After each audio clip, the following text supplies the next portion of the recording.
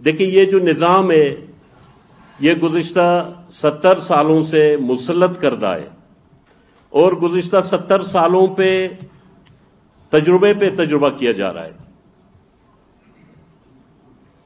آپ ایک بات کو نوٹ کریں، پوری لب و لباب ہے جو دوستوں نے بات کیا، بات گھوم کے آتی ہے اس اختیاردار یا بالادست قوت پہ جہاں اس ملک میں کبھی بھی کسی سیاسی لیڈر، کسی تعلیم یافتہ طبقے نے جب حقیقت بات کی ہے اس کو فوراً آسانی سے غداری کا لیبل لگایا گیا ہے. اس غداری کے لیبل نے آج اس ملک کے تمام اداروں کی بنیادوں کو کھوکھلا بنا دیا ہے، کمزور کر دی ہے. اور اس میں اگر آپ دیکھیں، میں آج تمام سیاسی کارکنوں سے گزارش کرتا ہوں، ہمارے تمام قابل احترام سیاسی جماعتیں بھی بیٹھی ہوئی ہیں. دیکھیے جب تک ہم اپنے مائنڈ سیٹ کو چینج نہیں کریں، ہم اپنے آپ میں جمہوری سوچ کو زیادہ اجاگر نہیں کریں، ہمارے اندر انا پرستی، عدم برداشت، اختلاف رائے کی گنجائش نہیں ہو، تو پھر اس طرح مضبوط سیاسی پلیٹ فارم ہم نہیں بنا سکیں گے. سیاست برداشت کا نام ہے، سیاست بردباری کا نام ہے، اور ہمیں یہ بات ذہن نشین کرنا ہے کہ اگر ہم ڈیموکریٹک ہیں، ہم جمہوری سیاسی پرامن جدوجہد کے دعوے دار ہیں، تو ہمیں ہر کسی کے وجود کو ماننا پڑے گا. یہ اس طرح بات نہیں چلے گی کہ ایک تو 70 سالہ ایک نظام، چاہے جس طرح ڈاکٹر صاحب نے کہا کہ بدبودار. ڈاکٹر صاحب دیکھیں، میں گزارش کروں آپ سے، یہ نظام جس طرح بھی ہے، آپ یقین کریں جہاں ہمارے سیاسی کارکنوں نے آج تک اس سیاسی سوچ کو برقرار رکھا ہے، ہمیں پتہ ہے گراؤنڈ پہ کہ یہ کتنا مشکل ہے.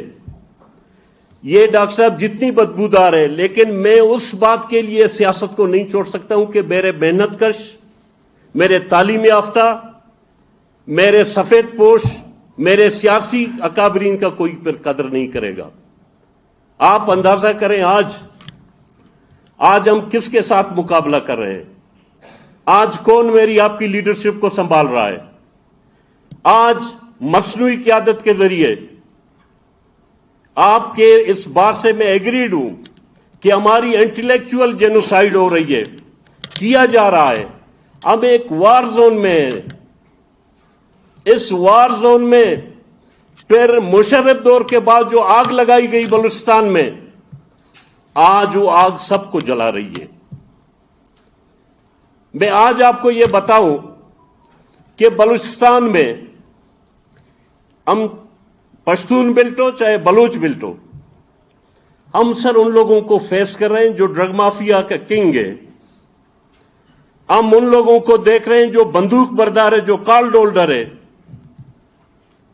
آج اگر ہم اس نظام کے حصہ نہیں بنے، ہم ٹکڑے ٹکڑے ہو جائیں گے.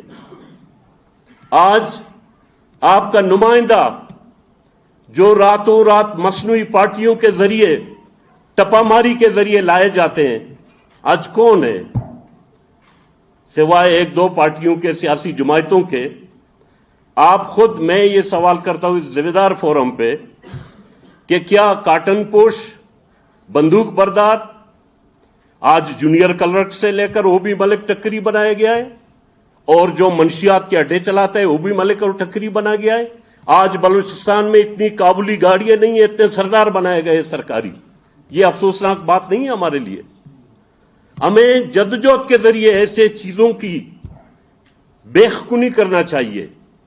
اور میں آج بھی کہتا ہوں کہ اگر ANP کی لیڈرشپ کو مارا جاتا ہے یا BNP کے یا نیشنل پارٹی کے، صرف ایک ہی بات ہے، ہم عدم تشدد کے داعی ہیں.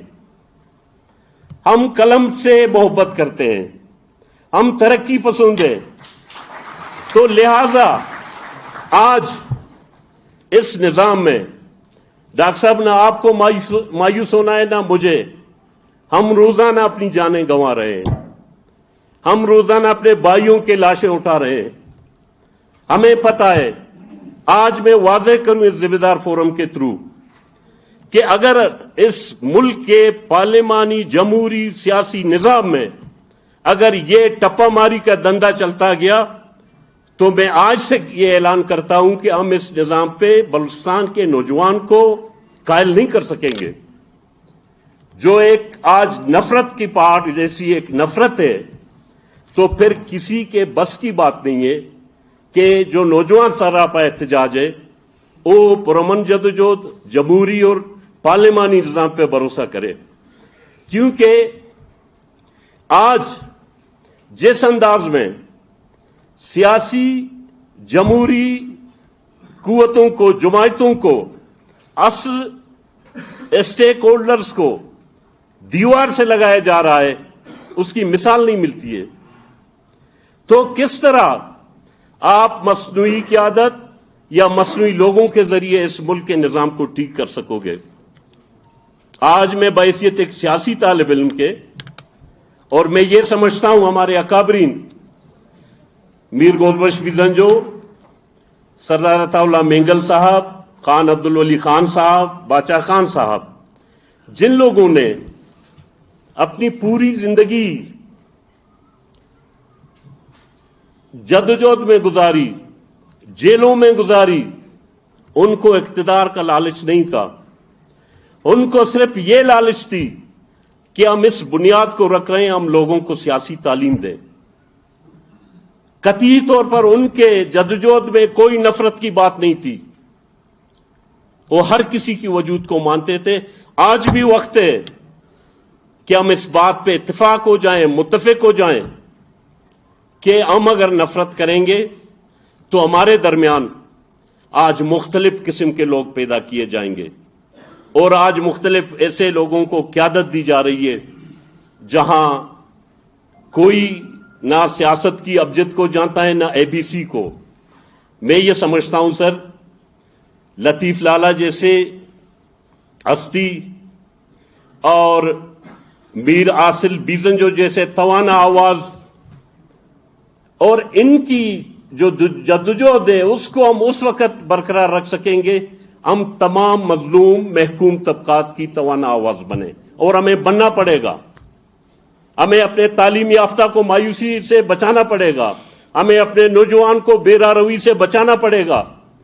یہ اس وقت ممکن ہوگا جب ہم تمام سیاسی اکابرین، تمام سیاسی ورکر، تمام سیاسی قیادت بیک آواز ترقی کی بات کریں، امن کی بات کریں اور ایسے مصنوعی قیادت اور ایسے تجربات کے خلاف منظم جدوجہد چلائیں تو ہم کامیاب ہو گئے. والسلام.